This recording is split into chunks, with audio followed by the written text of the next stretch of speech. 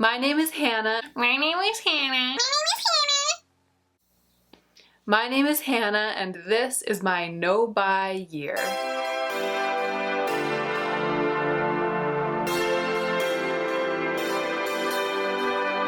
I did not mean to create such a stylized look for this video, but I sat down to put on a little more makeup than I had been wearing over the course of the day today, and this is what happened. I ended up really blushy and really shiny and wearing some really red lipstick. Honestly, I was just playing with my Shop My Stash items. If you haven't watched my recent Shop My Stash, I will link it in the card so that you can go and watch it. And for those of you who are curious, this is Exhibit A from the NARS blush palette.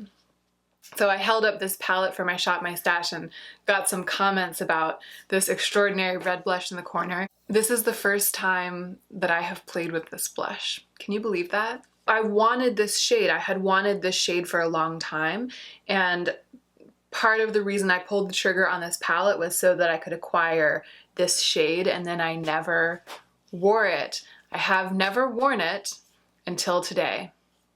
The debut of Exhibit A, ladies and gentlemen, or like gentleman. It's like ladies and maybe my dad.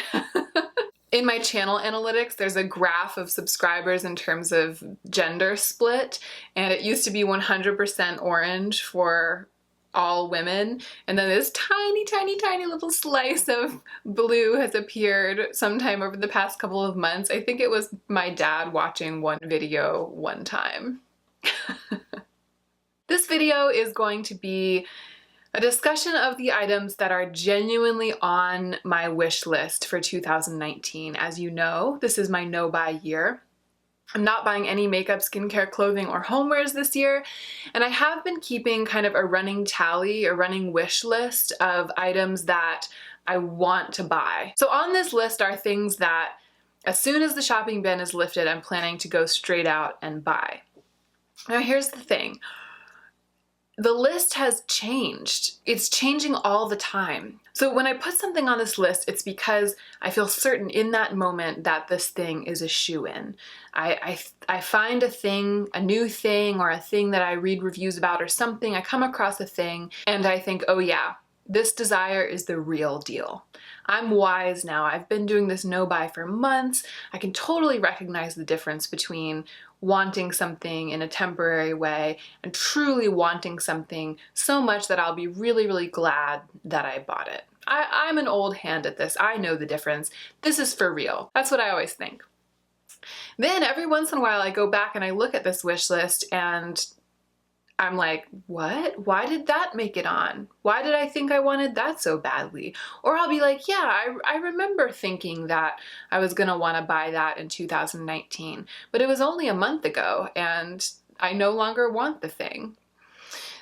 You'll see as I go through. This is just to say that I'm not presenting this to you as an absolute. This isn't a record of my wish list that I promised to make good on or something. I'm making this video because I think it'll be really interesting to come back in a couple months and check in about my list. And I think it will especially be interesting once 2019 actually rolls around to see if any of the things that are on the list now actually make it all the way through to the end of the year. And I think that that is the information that will really help me going forward to distinguish between things that I think I want and things that I actually want. Let's go ahead and get into the meat of the video. So I want to start with something that's actually surprisingly not on my 2019 wish list, and that is the Kevyn Aucoin Neo blush in Rose Cliff was, I think, the color that I wanted. I don't even remember. I will link in the cards the video where I talk about my intense, deep, true, and long-term desire for this product. It was only like a month ago. It wasn't that long ago. It was one of my Do I Want It videos where I talk about my feelings about new releases. And this is one of the new releases I talked about, and I said in that video, I absolutely want this. I know myself. I know how much I want it. I know how much I would use it. It's absolutely on the list for 2019.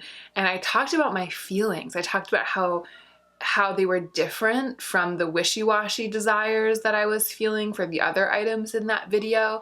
In the video, I kept saying, yeah, I want this Fenty Beauty Body Lava, or yeah, I want that Summer Sundays mask, but I don't feel about these items the way I feel about the Kevyn Aucoin Neo Blush. Go back and watch me, it's pretty funny. When I sat down to put together the notes for this video, I realized that if my no buy ended tomorrow, I would not want to go out and buy the Kevyn Aucoin Neo Blush. And it's because of the blush palettes that I've had in my recent Shop My Stash projects. So one of them was the Morphe palette. Here's the Morphe palette. I think it was 2 or 3 Shop My Stashes ago that I shopped my stash for this, and was incredibly impressed by the way that these blushes blend out.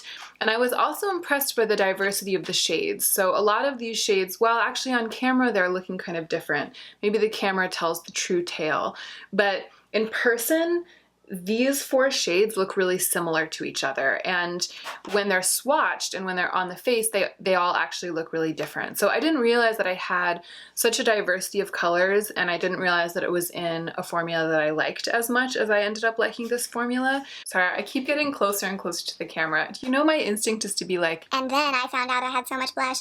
The Morphe blush palette, you guys. This is fine. This is a safe, good distance. And then I'm currently shopping my stash for this gorgeous and very high-end blush palette. And I love blush, and I said this in the other video, it was one of my reasons for thinking that that item would be permanently on my 2019 shopping list. I'm a real blush junkie. I like the idea of collecting blush. I like the idea of my blush collection growing, in spite of the fact that I desire an edited collection. I didn't feel the same hesitation about adding a blush to my collection that I might feel about adding something like a highlighter. But I've realized shopping my stash for these 2 palettes and trying to familiarize myself with some of the other blushes that are languishing in my collection that I have such a diversity of shades of blush already that I don't feel like anything is missing. And even if something's missing, there's such a gluttony of choice when it comes to blush colors for me that I don't feel like anything's missing. As I've gotten to know it better through shopping my stash, it's just started to seem a little bit ridiculous to buy that Kevyn Aucoin blush. It just isn't exciting to me anymore, and that's kind of the crux of this. I only want things on that list that are exciting to me. I don't want to go through to January 1st of 2019 and then rotely buy that blush just because I wanted it so much in April. That would be so dumb. I really wanted it a couple of weeks ago. Now it has become something that I could kind of take or leave, and to me, that means it's off the list. So let's talk about something that actually is on my long-term 2019 wish list, something that I am excited about buying once my no-buy year is over, and it is a face brush. It's the Smashbox Buildable Cheek Brush. So this is just something I want because I don't have a blush brush that I love, and I have attempted a number of times to get a good blush brush. I can already anticipate this section of the video going poorly because I'm going to have to say blush brush so many times. I love a loose brush for the face. I like a brush with a lot of bristles but that aren't too densely packed, and that's been the trouble. I have brushes like this is a Real Techniques brush, this is a Wet n Wild brush, and these are both cheek brushes. I used this one actually today, and I also used this Wet n Wild one today. This is kind of the loose type of bristle that I really like for a blush brush, but it's too big and it's also a weird oval shape, and that's not what I want. I want something that's kind of shaped like this, maybe a little bigger, but with the soft looseness of this brush. And that is what the Smashbox Buildable Cheek Brush is. And I actually know this because I saw the brush in person at the Smashbox store in Venice when my aunt and uncle and cousins were here. We went walking on Abbot Kinney, and I went into the Smashbox store just to look around, and they had all their brushes there. And when I saw it, it was like, eureka, I found it. After years, literally years of looking, I finally found my perfect blush brush, and I couldn't buy it. It was fine because I'm obviously making do. I must confess that whenever I go to apply blush, literally whenever, anytime, any day, I feel like I don't have the proper tool, or rather I feel like I don't have the ideal tool. So that's kind of interesting. I'm making my way through an entire year of putting on blush almost every day, feeling pretty confident that I don't have the right tool for that. And it's definitely not ruining my life. Like, it's okay. I'm making it, and I'm even applying blush. The brush is $36. That's a lot for a single brush, but I don't buy makeup brushes that often. I have an edited, but to me, pretty sufficient and relatively substantial collection, and this has sort of been the only hole in that collection. And the reason I didn't buy it before this year is because I didn't know that it existed, or maybe it hadn't even been released yet. The point is, as of today, I feel pretty sure that on January 1st, I'm gonna be buying this brush because it's been waiting for me, I've been waiting for it, and I don't anticipate these feelings changing, but we will see. Okay, let's talk about another thing that I said that I wanted in a past video that is completely and permanently off this list, and that is the Sunday Riley Influencer Foundation. This has gotten terrible reviews across the board, both from people who prefer full coverage foundation and from people who prefer a medium to light coverage foundation like me. I mean, I don't really wear foundation very often, but the thing that appealed to me about this was the idea that it would be a really, truly kind of your skin but better foundation, something that would be undetectable on the skin. And from everything that I have seen and read, that is absolutely just not the case. It's apparently very visible on the skin and doesn't wear very well over the course of the day. And especially for someone who doesn't wear foundation on a daily basis, I just don't need it. My desire, what desire there was for it, has completely evaporated. I might swatch it the next time I'm in a Sephora store. I might get a sample of it just out of curiosity, but there's no way that this is on any kind of list of mine anymore. But I would have bought it. Remember I was telling you in that other video, I would have bought it during the sale, during the VIB sale. Okay, I guess we're taking turns. Another thing that is on my permanent wish list is the Drunk Elephant Polypeptide Cream, Protini. That's what it's called, Protini. This is just because of kind of a combination of my interest in skincare, my skincare needs, and the constraints of my no-buy year. So the constraints of my no-buy year mean that I can't buy something if I already have that thing in my collection when it comes to skincare. I would be using this as a night cream. So if I ran, or I should say when I run out of all of the night creams that I'm currently using, I could technically replace them with this and still be within the rules of my no-buy year. And I'm not saying I won't do that.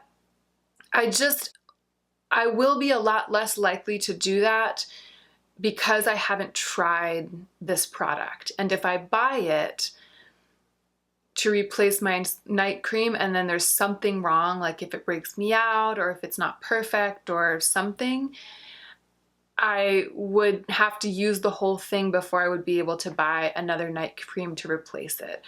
Basically, the no-buy year is just not a good time for trying a new skincare product that I've never tried before, because it's such a big investment, not just of money, but of my skin, like of my time. It's an investment of a couple of months in this product, and it's hard for me to do that without knowing that I love it, because there are other skincare products in this category that I really do love. So I should talk about the product. All I talk about are my feelings. I should talk about the product. So it's It's a polypeptide cream. I currently do have a peptide product in my skincare routine. That's another thing. This is kind of canceled out by 2 products in my routine because I have sleeping creams and I also have a peptide serum, which is Buffet from The Ordinary. That's what I'm currently using. So this would replace both of those. It would be a sleeping cream and it would also replace my peptide serum because it is a peptide cream. And it's just supposed to be really powerful for anti-aging, firming, plumping, and moisturizing. And it's the kind of thing that I could see myself falling in love with. I could totally see it replacing some of my more regularly purchased night creams. I'm just gonna have to wait until 2019 to find out. There's a whole category of thing that is not on my wish list for 2019, and that is eyeshadows and eyeshadow palettes. I have previously said on this channel that I really, really wanted the Natasha Denona Star palette and that I thought I would possibly reward myself with that palette if I made it through the no buy year. So in a way, the Natasha Denona Star palette was on my 2019 shopping list or my wish list.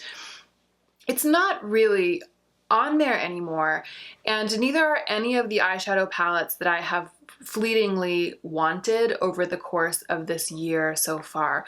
There was a long time there where I really wanted the Huda Beauty Desert Dusk palette. I was kind of hoping someone would buy that for me for my birthday, but nobody did, and the desire evaporated relatively quickly. And at this point, I feel like my eyeshadow collection is enormous. And again, it's kind of because of shopping my stash, or it's because of going deeper into the self, deeper into the collection I already have. I've just become so fully aware of how long it takes to use up an eyeshadow, so fully aware of the diversity and breadth of my collection, which is relatively small. I have 9 eyeshadow palettes and a small selection of single shadows. I mean, to me, that's small. I know that to some people that's insane and massive, and I know that to some people it's almost unconscionably small. Towards the end of 2017, I was kind of feeling like, yeah, my eyeshadow collection is getting there, but I could use a couple more key palettes to round it out, and another Z palette full of single shadows. I really need that. I need the Star palette, I need a couple more Colourpop palettes, and then it'll be kind of getting there. Then it'll be a good size. That was how I felt. Now I feel, I'm looking at it right here, I'm looking at my beautiful palettes, and I feel like most of them are lost in my collection. I feel like I'm only ever able to focus on the one that I'm shopping my stash for. So right now, I'm shopping my stash for my Wet n Wild Comfort Zone palette, and I'm loving it. And I just shopped my stash for my Marc Jacobs Style Icon palette. I'm not sure where it is, but you guys know I talk about it all the effing time. And so those 2 palettes are ripe in my mind. They're right there. I know that I have them. I can easily construct looks in my mind. All of the other palettes in my collection, it's like I can barely recall them. And to be clear, I am obsessed with my eyeshadows. I have a very good memory for my own belongings. I have excellent color vision and color recall. If there's anyone in the world who should be able to paint her face fully making use of all of her eyeshadows at any given time, it would be me. But when I sit down to put on an eyeshadow look, I don't feel capable of choosing between like 150 shadows, which I'm just making that number up off the top of my head. I don't know how many shadows I have, but you guys know what I'm saying. If you're to count each pan in every palette, however many of those there are, that's the collection from which I'm trying to construct a look.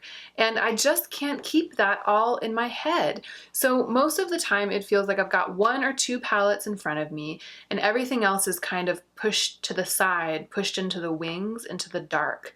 And I don't really relish that feeling. And at this point I feel like, why would I add more stuff to the wings? Because I can see from the vantage point of the no buy year that that's what I would be doing if I bought new eyeshadow.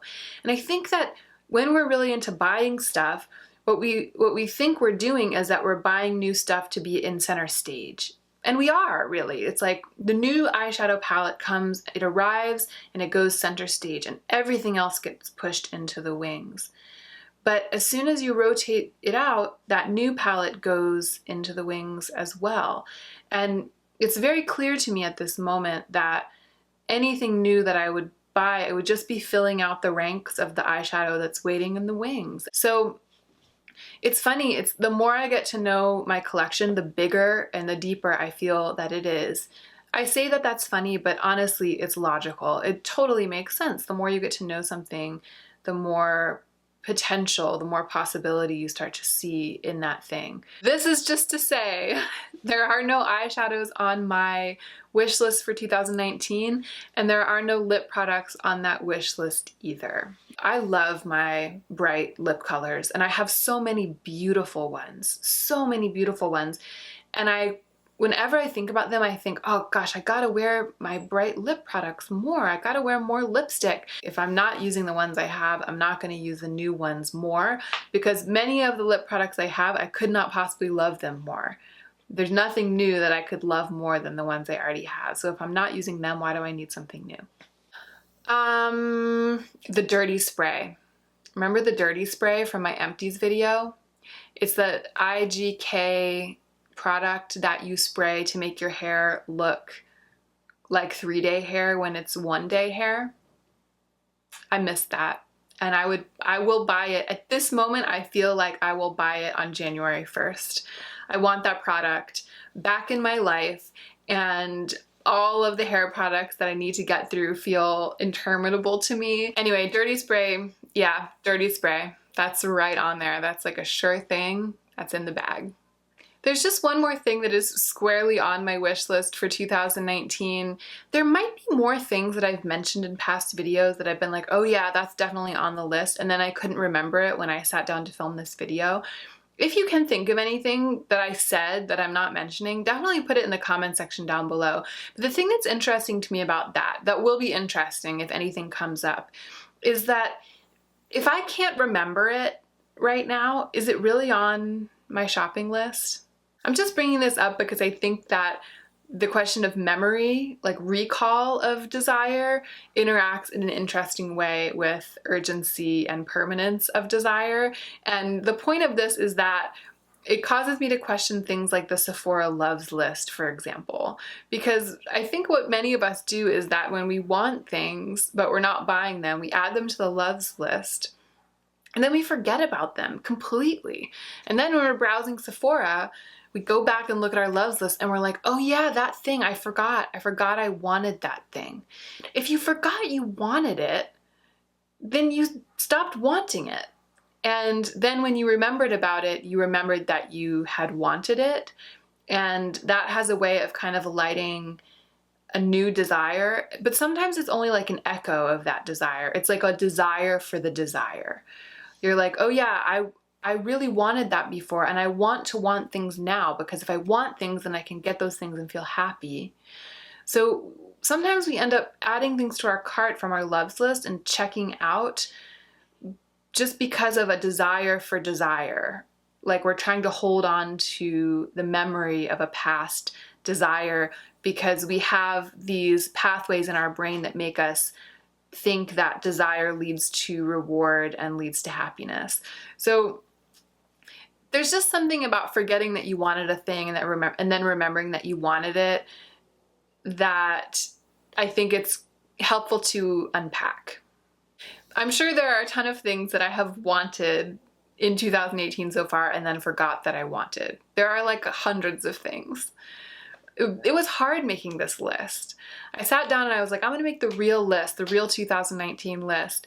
It was hard. There's almost nothing on it, you guys. Like 5 months in and I don't want anything anymore. I mean, I want things, but not enough to put them on this list. Not enough to promise to you that if my no buy ended tomorrow, I would buy them. So the fourth thing is cheap sunglasses. This is partly because I lost my last pair of acceptably awesome sunglasses when I was in North Carolina. So I have a number of other pairs of sunglasses, maybe 3 or 4 floating around, but none of them make me feel transformed. And the pair that I had, which was the pair of sunglasses that I was wearing in my Sephora VIB sale recommendations video, I loved those sunglasses. I loved how they were oversized, but kind of clear, a little bit dorky, very fashion. I had a number of outfits that I wear all the time to work that I would put on and feel a little normal in, and then I would put on those glasses, those sunglasses, and then I would feel like hot shit while I was walking down the street to work. I just loved those sunglasses. They completed me. They completed the me that I want to be. And the great thing about those sunglasses is that I bought them in the street in downtown LA for $5 from a sunglass vendor that's in a little alcove right on the street where my studio is. So I walk by it literally every day, and they have this display of super crazy cheap sunglasses, and they're all $5. And every time I walk by, I kind of side-eye the display. There is always something equally as awesome or more awesome than those gray sunglasses on offer, and I always have $5 in my pocket, and it would be but the work of a moment to just pass along my $5 bill and acquire something that would make me so happy, especially now that my beautiful only pair of beloved sunglasses is gone. I knew it was going to happen. Part of why I buy such cheap sunglasses is that I'm incapable of keeping them safe forever. Before the gray ones, I had an even more amazing pair that I had purchased from that same vendor of red ones. They were like red lenses with red clear plastic. They were my dream sunglasses. Talk about editorial. I loved them so much. And I just sat on them or something and broke them. So my life is a revolving door of quirky, inexpensive sunglasses, and that revolving door is currently locked.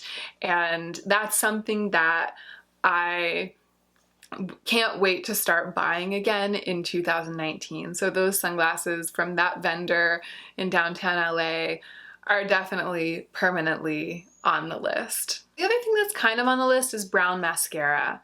I ran out of my only brown mascara several months ago now, and I kind of miss it, but I never really think about it. I thought I was gonna miss it forever, but I honestly never really think about it. As soon as I get the chance in 2019, I'll buy another tube. I really love using brown mascara for my everyday looks. I'll buy it from the drugstore. I'll buy Lash Paradise in Blackest Brown. I miss that mascara. I won't get the chance to replace it this year because I know that if I only get to choose one, I'll probably choose black because it's harder to be without a black mascara than without a brown one. But it's not making me happy to be without a brown mascara, and that's on the list. To be honest, I think Lash Paradise and Blackest Brown is also on the list. So that's 5 things. The things that are currently on my long-term, supposedly set in stone shopping list for 2019 as soon as my no-buy year ends. The things are the Smashbox Buildable Cheek Brush, the Drunk Elephant Proteiny Polypeptide Cream, the IGK Dirty Spray, the $5 sunglasses, and Lash Paradise by L'Oreal in Blackest Brown. Those are my 5 actual wish list items. And it's interesting, there are other things that I want. Like, I still want the Kevyn Aucoin Neo blush, but I don't want to buy it. And that is this enormous gift that the no-buy year, I feel, is already delivering to me. I'm nearing the halfway point. One more month and I'll be halfway through. And there are a lot of things at this point that I want, but I don't want to buy. And I can't envision that kind of clarity dissolving even once I start being allowed to buy things again. It feels like the shift in perspective is becoming more complete and more permanent with every passing day. So as ever, I'm very grateful to have undertaken this journey, and I'm very, very grateful for all of your support as I go on. You all have been absolutely amazing. That is it. Thank you so much for watching. If you are on a no-buy and there is a list, an edited list of items on your permanent wish list or your future shopping list, I would love to know what's on that list. Please leave it in the comment section down below. And please remember to take extra good care of yourself this week so that you can be the most effective version of yourself as you do your work in the world. Sadie, do you take extra good care of yourself so that you can be the most effective version of yourself? I think she says she needs more eyeliner. She's wearing so much eyeliner. Yeah, but you know how those cats are. They always want more.